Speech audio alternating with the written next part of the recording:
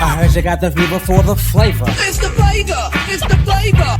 I heard you got the fever for the flavor. It's the flavor. It's the flavor. It's time to kick the flavor, gonna make it real funky for you. It's time to kick the flavor, gonna make it real funky for you. Ain't it funky now? Here comes the flavor. Ain't it funky now?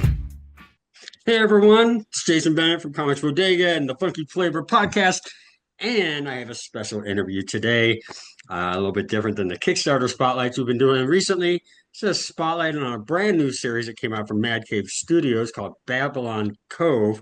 It just debuted May 20th from writer Rafer Roberts, artist Joe Eisma, colorist Marissa Louise, and letterer Christopher Crank. It's a 5-issue miniseries. It's basically, it's as if Stephen King were allowed to write one of those Hallmark movies. It's where romance and horror collide. Let me introduce you to my guest. He is a writer and co-creator of The Rock Gods of Jackson, Tennessee, and Grumble.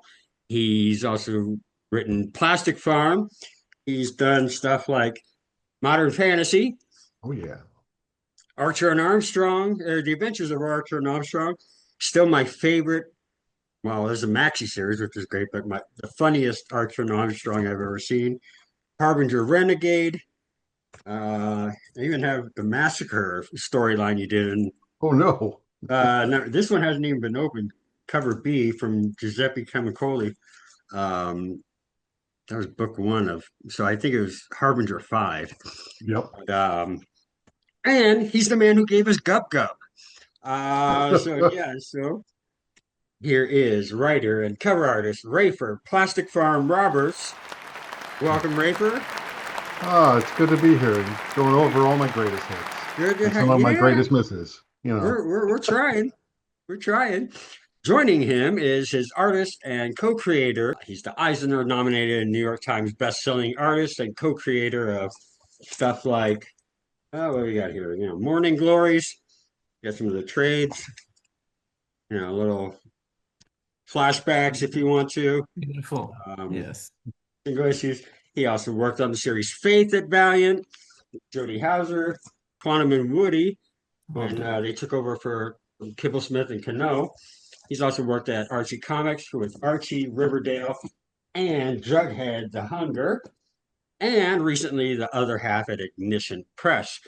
Please welcome interior and cover artist Super Joe Eisma. What an intro. You were amazing at this. I know. It's like I've been doing it for 11 years.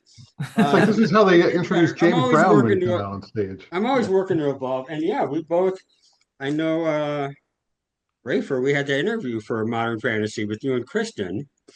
When that was out, that was what, 2018? 2018. So it's been like 8 years. It feels like longer. there are some. Well, you know what? A lot's happened in the last 8 years. Yeah, a little bit. Some out of our control. And then I know Joe. We just recently spoke with Student Government with Dave Justice and Liza Sturgis. So and hey, I do want to mention I couldn't find it. I was just rushed for time and. None of my comics are organized. They're all mixed up in tons of boxes. You guys actually kind of, in a way, worked together on a Valiant book with the A&A, The Adventures of Archer and Armstrong #5, with the big date with Faith and Archer. And Joe, you had that cover with them drinking a milkshake, sharing it, while Rafer was writing the book. Is that the first time you guys worked together in some capacity? Yeah, I think so. I think that's really that was our first kind of credited on the same book kind of thing. Yeah. Yeah, and you did a page in the issue 12 as well. Oh yeah. Issue 12. Okay, the final one. Okay, 3 or 4 different artists. It's been a while since when I was reading it when Valiant was really hot then. The good old days. The Sean Desani era. But you guys, that was cool when I made the connection that you guys had both worked on that. So let's talk modern fantasy, or not modern. Let's talk modern fantasy and forget Babylon Cove. No, Sorry, Joe. Let's talk Babylon Cove, the brand new miniseries. I think Rafer, you put out a quote that was I had to bring it up here because Mhm. it's really powerful and describes it, saying Babylon Cove is the product of both me and Joe making the comics we're known for, but at the same time making the comics we wish people would let us make. Now I understand that, and I followed you both, and I know Joe touched on it a little bit in the same article and quoting, but we know your guys' styles for what you put out. What's the style that you've always wanted to make, and now getting a chance to do it with Babylon Cove at Matt Cave? Well, I'll start on this one. Well, I'm known for writing some funny comics, like you brought it up before, Archer and Armstrong. Um, but it's got heart in the middle of it too. So it's got a lot of humor, but it's character driven, um, where you actually have characters you care about, not just joke machines on the page. Um, so that's the kind of stuff I like doing. I don't like just writing jokes. I like writing funny characters and people or real characters, and you find the humor in their realness. Um, and that's what I love doing. I wish people would think of me a little bit more in that instead of just the weird guy who writes some funny comics. But it's like, put that heart in there. Don't forget, I actually care about these characters.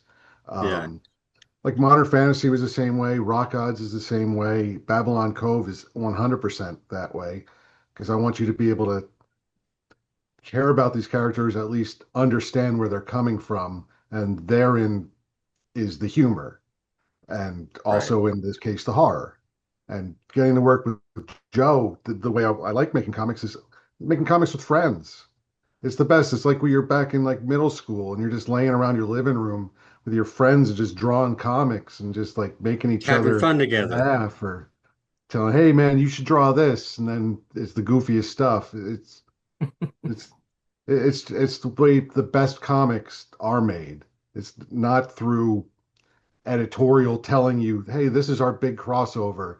We need this character to do this and have all these other characters jump in and do all this. It's not like an editorial edict. Nobody told us to make Babylon Cove. We Right. did it because we wanted to. Nobody told us, like, we got editorial notes of, hey, maybe this isn't clear enough. Like that's like, oh yeah, it's like that's They gave fine. you a lot of Yeah. freedom in your Yeah, I mean, story. it's 100% us in this book. Yeah, Right. and I really think that like getting a chance to do like a romance story is something that's always appealed to me, like from my earliest like dipping my toes into comics. I don't know why. Like I've always wanted to do one. I've never been able to get one off the ground until like really recently, in a couple projects, this one and other half too. Like they're both kind of romantic comedies in a way. I mean, that's one aspect of it, but I totally agree with Rafer that we get to do this together as friends. And this is actually also the first time I've collaborated like writer artist with another artist.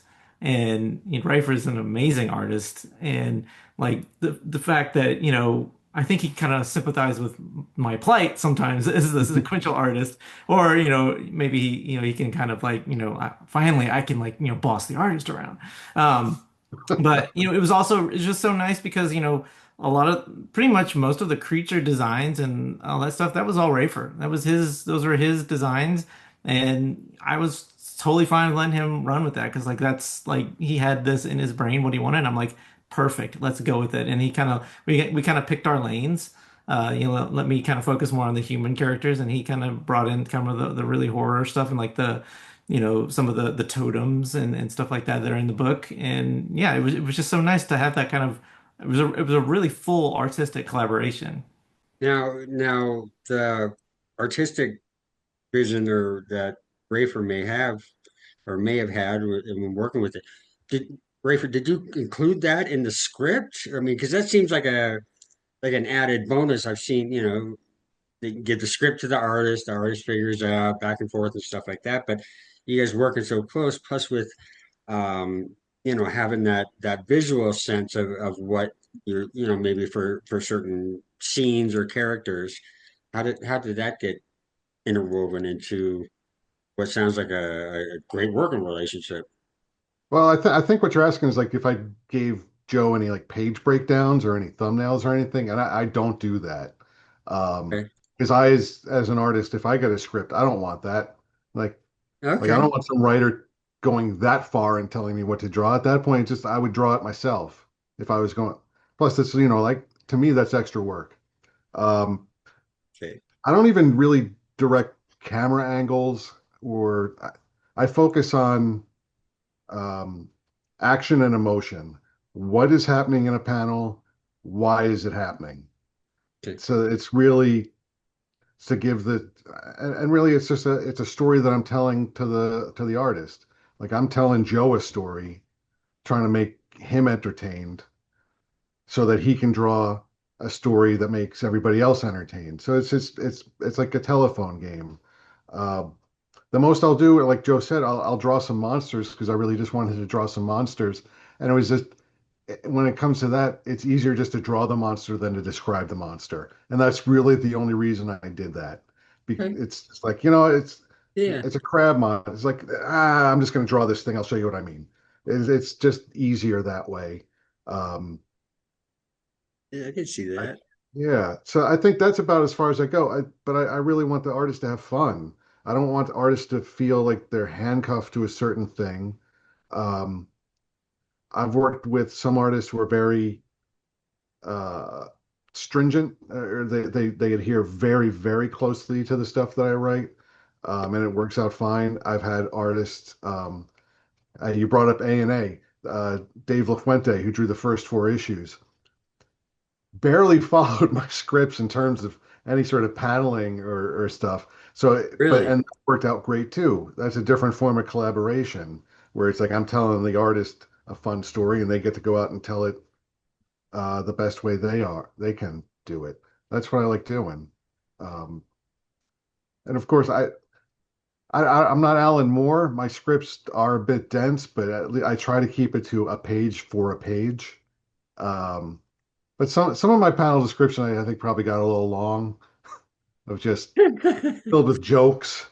Uh, Well, that like, seems like a fun part of the collaboration and in the process and you guys are working so close together on this and having fun with it. Mhm.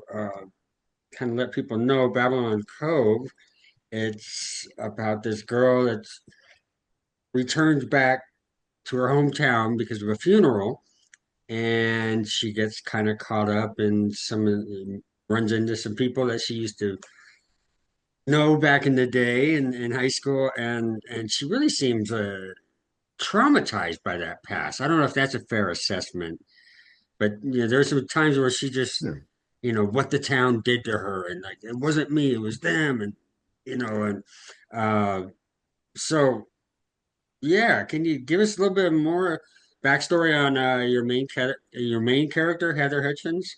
She seems to, be the driving force in this series, and we'll discuss lately a couple of your other characters. yeah. So Heather left Babylon Cove right after high school, um, or perhaps she was driven out right after high school, depending on who you ask, either Heather or the people of the town who stuck around. Um, but it's definitely no love lost between Heather and her former classmates. Um, but she used to be, when she was coming up, she was very popular. She was like queen of the high school, and then something happened which is one of the mysteries of the books. Something happened that caused the town to uh, either turn against her or see her for who she is. It's sort of a Right. who depending on who you ask. And that falling out between the two led to her going away for a number of years. And now she's back to deal with all this unresolved drama. Yeah. Yeah, and you get a little bit of that drama aspect that you would associate with the Hallmark holiday movies. It starts out kind of rough, and oh, we ran into the boy that used to follow me all around. He, while I was walking with my boyfriend, he had this crush on me, type of thing, and which is Charlie Kahlua, and then our former boyfriend there in high school, Dennis Dorsey. Joe, bring this to you. This is really kind of the love triangle at the core of the holiday movie, the romance aspect of the Hmm. story. Is that right? Yeah. Well, so tell us a little bit more about how she's gonna. I don't know if you can tell us that. It might be a little bit too much, but her interactions in returning to Babylon Cove and then encountering people from. Yeah. Well, it's really funny. I really, when Rafer first pitched this to me, many, many years ago, I've kind of identified with Heather because I grew up in a small town, not New England, in Texas, so not even where close, but my town, like my graduating class in high school had like 200 people.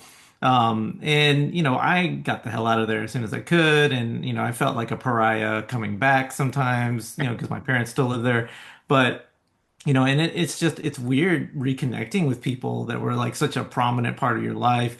And then, for somebody like Charlie that, was very much, doted on her and she just kind of never really noticed. It's like, when you realize that you treated someone like that, that it's a really weird feeling. And then, of course, Dennis, now he's, I tried to make him a very pretty boy still, kind of, sort of dashing, but also kind of in a way to where you don't.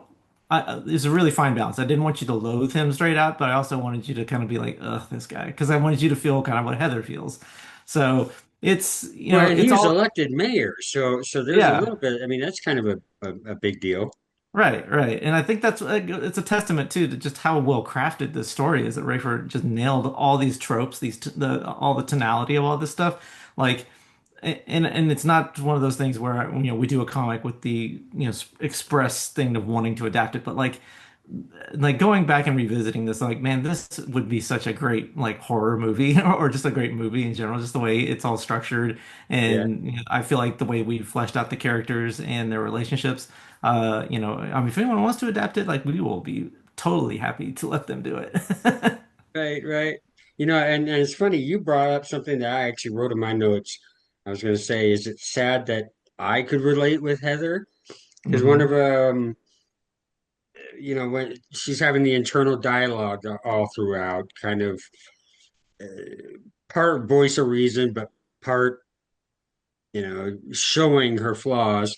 Uh, she says, "You live alone and fall asleep rewatching YouTube videos." I'm like, oh God, am I not? I guess I'm kind of okay. Well, maybe we have a connection.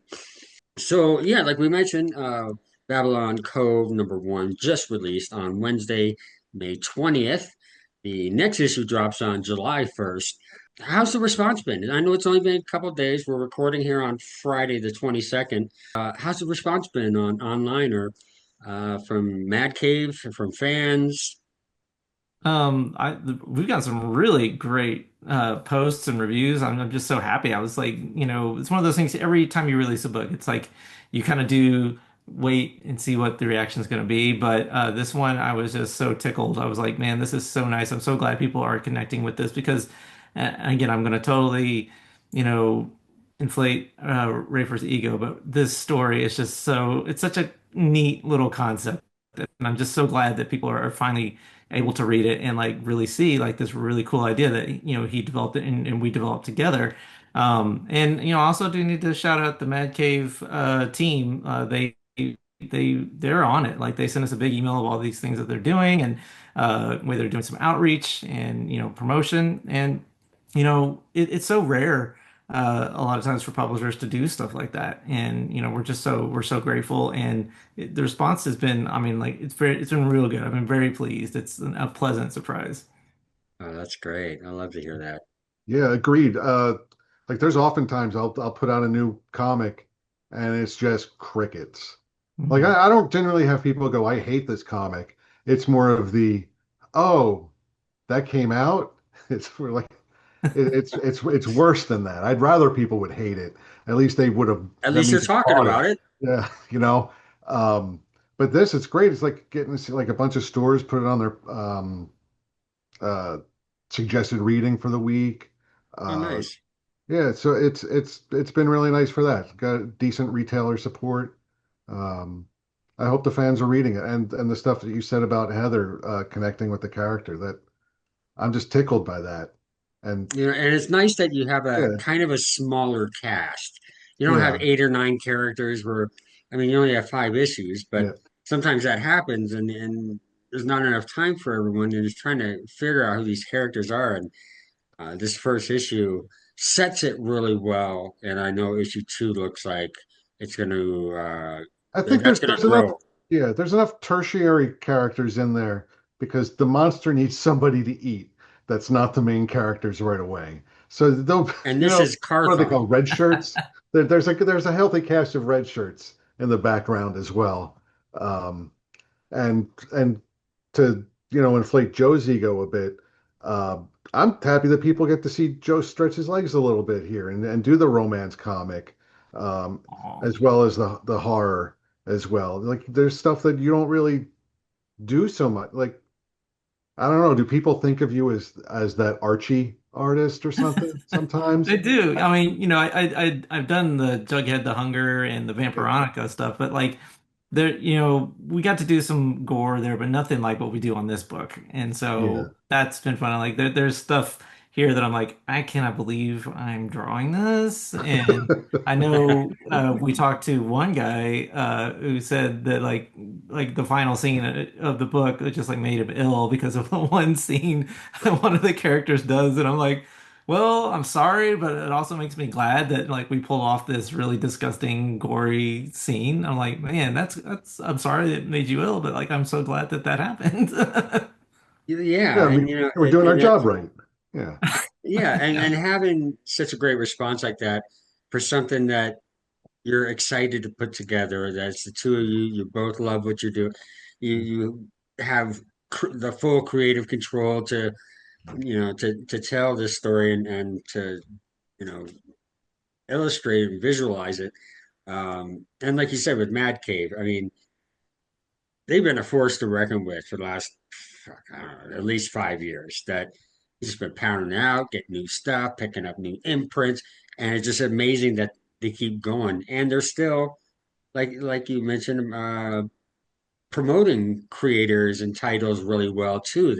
That's not taking a back seat while they add more books or add more things like that. So Mad Cave's been just phenomenal. So it's a great place for the book to land. Did you pitch it anywhere else? Oh, that's a fun You Oh, want to story. take this one, Yeah, I'll Rafer? take this one. Yeah, it originally had like the reason it took so long for this to come out because we've been working on this. Was it pre-pandemic? Most I likely. want to say it was, honestly, yeah. Yeah. It originally found a home. I'm not going to say their name. It's at a different publisher that about 3 months after we signed with them, they went bankrupt. And then it was a few months getting the book back ugh. so that we could pitch it elsewhere. And then it was a second round of pitching, and then finally found a home with Mad Cave. It, I mean, it just it's a slog, After what it's like, oh, this is hard. Like we already did this once, we have to do it again. But to be fair, all of that extra time and all of that extra pitching, I think made the book better in the long run because it gave it more time to cook in its way. There's stuff in the book now that I don't think would have been in there had it come out from that first publisher. Uh, Wow. Okay. it's better now because I was able to I thought about it longer. I was able to figure out some character issues or some pacing issues through various levels of notes and refinement. It's just I think better because of it. I don't want to ever do it again with any of my other books, but I think in this case it worked out really well. Yeah, and it sounds Wh- like it was meant to be Yeah. that, that it Yeah. gave you the opportunity to, think more about it and, in this world building that you're doing and how you're crafting it.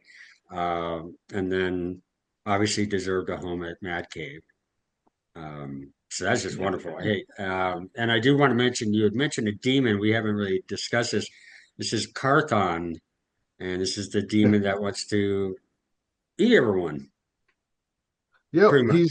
I mean, I don't want to give too much. I don't know how much you're revealing about He's Karthon part of the romance too, in a way. I mean, he wants to devour the town, and the but horror, he's but looking but for yeah, the romance. he's looking for his lost queen in the same way. So he's part of it's like a love. square. Like he's in the mix with Charlie and Dennis. Like maybe he ends up with Heather after eating the whole town. You never know, but it really is. That's the whole part of like the horror romance is the horror has to be part of the romance, and the romance needs to be part of the horror. Um, I don't know if you like read those like Sense and Sensibility and Zombies. It seems like one of those is where they're two completely separate things that have nothing to do with each other, and he just sort of like wrote one chapter on zombies and the other on. So it didn't quite work for it. It has to be organic, and it has to have Well, a and yeah, purpose. romance and horror you don't really combine unless it Yeah, ends up being monsters in love, and then they're also, terrible, killing other monsters or something. So yeah, it's unique in that take, and I think so far it's been really nicely done how you guys delivered to this first issue. thank you. Thanks. Yeah, well, thank you. It was a good read. Um, So yeah, so let people know, like I said, issue one's now out. You can probably find it at your local comic shops, favorite online retailers. You can also order it from the Mad Cape Studios website. You can also pre-order issue 2 and 3 right now, as well as the trade paperback, which will drop December 1st currently, and that'll contain all 5 issues of the miniseries Perfect Babylon for Cove. Christmas. It's a perfect Christmas gift, just like a holiday Hallmark movie. Yeah. Hey, let's talk about your creative team real quick. All right. I know offline we try to get coordinate this in a way where Marissa can join us. You have Marissa Louise, who's I was finding books of as I was going through looking for these specific ones that you guys have done. Her name's plastered on just a number of books. How is it working with Marissa? How has that relationship back and forth with her taking on your illustrations and your line Yeah. of work. Well, working with a colorist is always also kind of a nerve-wracking thing for an artist, every project too, because sometimes like on work for hire stuff, you just get paired with whoever the publisher is going to pick, whatever, and it may not necessarily gel with your art style. And I've had that lots of times. But Rafer basically like he kind of assembled this team. Like he knew, I knew exactly who I want for this. I want exactly who I want for this. So he had Marissa in mind from the start. She colored our original pitch pages. And I mean, Marissa, like I've known her for years and we've hung out at conventions before. So it was just a pleasure to finally get a chance to work with her. And she does some great things there. She makes some really cool choices that I wouldn't have thought to. I love the flashback stuff that she does. It's kind of, black and white, sepia toned kind of vibe.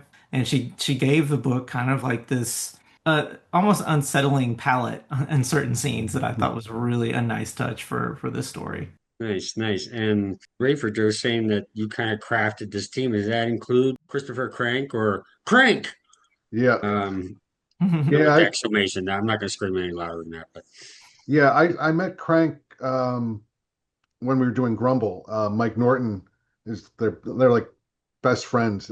Crank will let her pretty much everything Mike works on, and getting to work with him on that, it just gelled. It's like you find a working relationship that works. He letters the way I like letterers to letter. He doesn't do some of the weirder effects that just take me out of a story.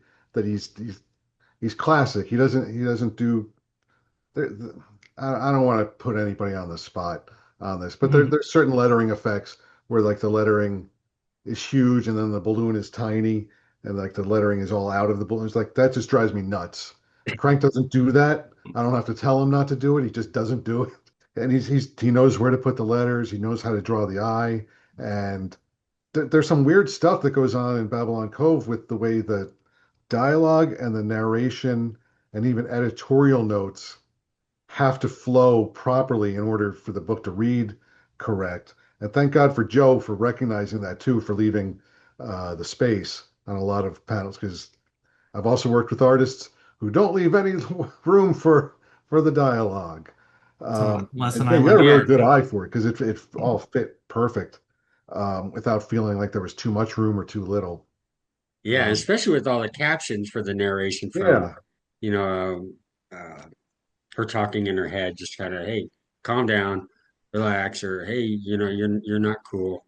You're not Yeah, popular. no, nothing will ruin a book more than bad lettering. You can have the Oh, greatest book, everything, but if you just put crappy lettering on top of it, the oh, it book is ruins it ruined. for the second you see It it. just Yeah. becomes unreadable. And there's just like a rhythm that you need to sort of maintain as you're reading it to forget that you're reading. And Crank does that. That's why it's unfortunate. Lettering is the invisible side of the because it's meant to be unnoticed in Right. its Well, yeah, way. it's kind of like an editor that, Mhm. if it's bad, Then you they'll look notice. to some editors, but if it's a great book, no one said anything about the editing because everything's looking great. They don't Yeah. see, the flaws there. Mhm. Um, and shout out, by the way, to uh, Brian Carroll, James B. Emmett, and you have one other editor you said you were, but Yeah, Anthony Marquez. okay, okay. Yeah. Shout out to them. You know, these Yeah. things can't be done without editors. And I'll give another shout out to Marissa too while we're at it. Like yeah, I just love working with Marissa because she colors the way I like seeing coloring. She makes crazy choices, and I like that. Like, Yeah, very bold. I like that. I like her yeah. boldness. Yeah. Is it a little more outside of the box than you envision, or No, well, it's always kind of like I said, it's kind of a gamble every project. Sometimes there are colorists that make choices. I'm like, really? That's kind of unfortunate. I wouldn't have made that choice. But a lot of times, like with this one and like with Other Half and with Student Government, like the colorists, like they've made choices that I wouldn't necessarily have thought to make myself. And I'm like, man, that's awesome. And that's why I like the collaborations because, you know. I'm not saying that I know everything or that I know, the best way to portray something. And a colorist can come in and like elevate it and totally reinterpret the scene and like make it sing basically. And I love that. I love that extra layer of polish. And Marissa is so good about that. She can she commands the page in my opinion.